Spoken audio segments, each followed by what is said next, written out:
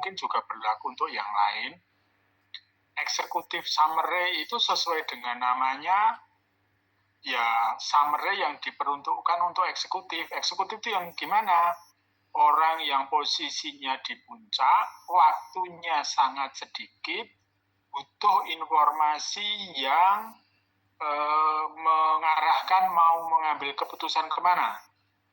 Jangan disajikan informasi-informasi yang masih rumit. Ada tabel, ada apa tadi, bagan-bagan yang sedemikian rupa. Executive summary itu yang gampang dicerna dan kemudian ya namanya orang sibuk ya.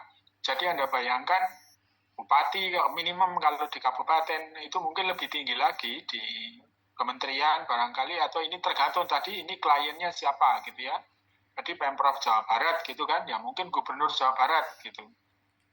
Dia mungkin nggak punya cukup waktu untuk urusan ini. Nah, jadi sedemikian rupa. Itu yang pertama.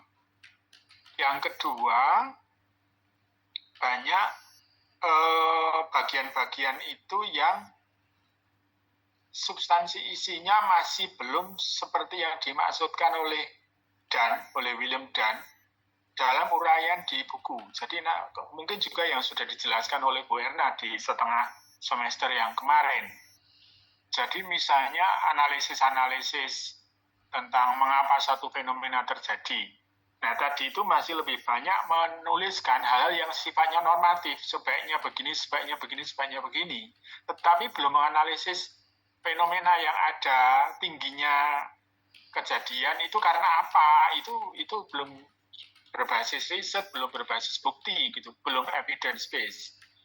Yang seperti itu. Kemudian juga yang lain, mohon maaf saya harus ngomong juga bahwa sebagian di antara Bapak Ibu ini mempresentasikan sesuatu yang Bapak Ibu sendiri belum pahami isi yang dipresentasikan. Ini jauh.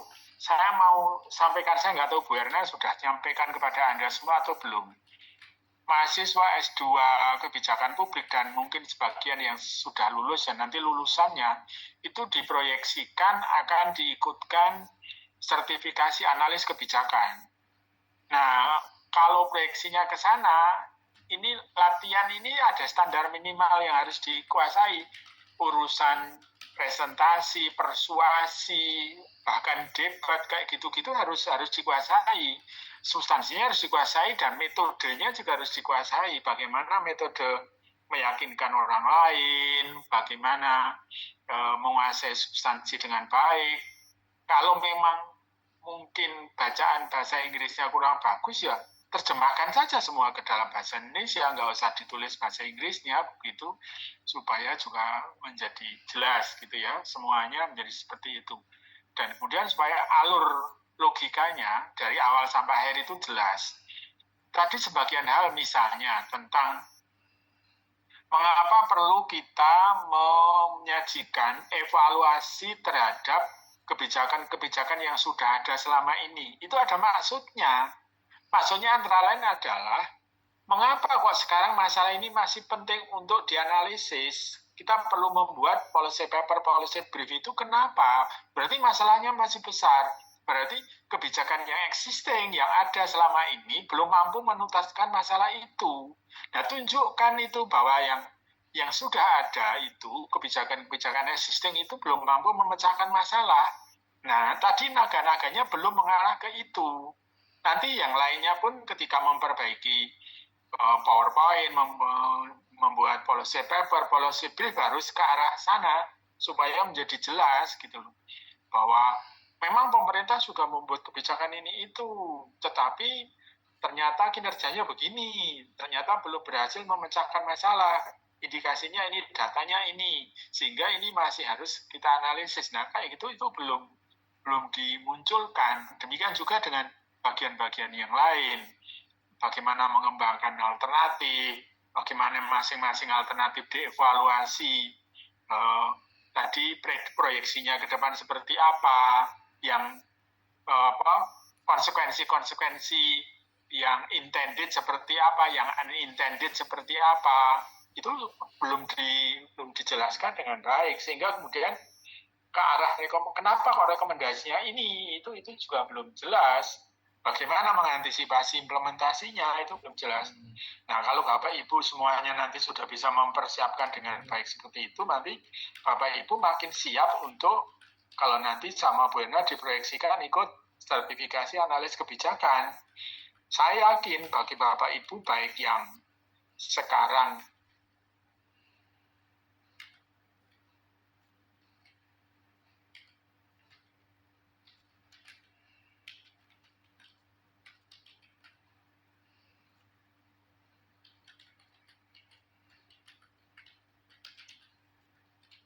sertifikasi itu sebenarnya karena sertifikasi itu akan punya kredit point yang besar dan makin meyakinkan bahwa Bapak Ibu kompeten, apalagi S2-nya di studi kebijakan publik, itu yang ini.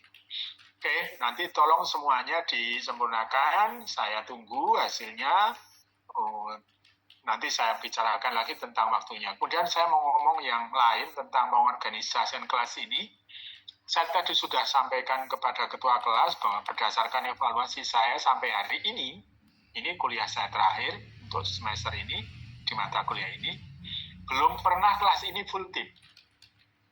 Jadi belum pernah ketika saya mau memulai kelas, semua peserta kuliah sudah join, itu belum pernah.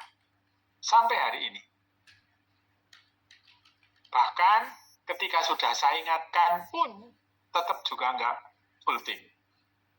Saya nggak ngerti apa dulu ketika wawancara ada janji di antara yang mau wawancarai boleh tidak masuk atau gimana, nggak ngerti saya. Karena kalau saya ikut bertugas mewawancarai itu bagian penting yang saya omongkan. Tapi nggak tahu yang Anda terima. Anda terima janji apa-apa boleh seperti itu. Terus terang kalau saya itu bagian dari evaluasi saya kalau itu di mata kuliah saya. Jadi kehadiran itu soft skills yang paling dasar. Mau hadir itu soft skills yang paling dasar. Kalau hadir saja nggak mau, lah itu soft skills-nya di mana? Apalagi yang hard skills gitu ya. Mau juga belum terbukti bahwa yang sering tidak hadir itu hebat ketika presentasi, enggak juga. Mungkin kalau yang tidak pernah hadir itu presentasinya bagus sekali, menguasai sekali, kerjasamanya mengorganisir juga bagus, enggak apa. Tapi jadi analis kebijakan juga jangan berpikir Anda bisa bekerja sendiri. Karena ini multidisipliner, membutuhkan kolaborasi. Enggak bisa Anda sendirian menyelesaikan masalah-masalah publik itu enggak bisa. Itu penting saya kira untuk ini kan nggak tahu nanti saya minta di setiap akhir policy paper, policy brief, dan PPT yang disempurnakan nanti ada lembar tentang pembagian tugas, kontribusinya apa saja, dan ditandatangani oleh masing-masing. Jadi harus jelas itu seperti apa gitu ya. Kemudian kalau ini waktu pengumpulannya, saya belum tahu persis jadwal ujian akhir semesternya mata kuliah ini tanggal berapa? Seharusnya hari ini, Prof. Tapi karena kita kemarin mundur satu pertemuan, jadi minggu depan, Prof. Antun. Oke, kalau gitu ya berarti kita minta untuk tugas akhir itu dikumpulkan minggu depan. Saya beri waktu kelonggarannya sampai jam 23.59 lah. Jadi tanggal berapa? 6, Prof. Tanggal 6 ya, tanggal 6 Januari 2025 jam 23.59. Nanti saya tunggu lewat ketua kelas dalam bentuk Google Drive gitu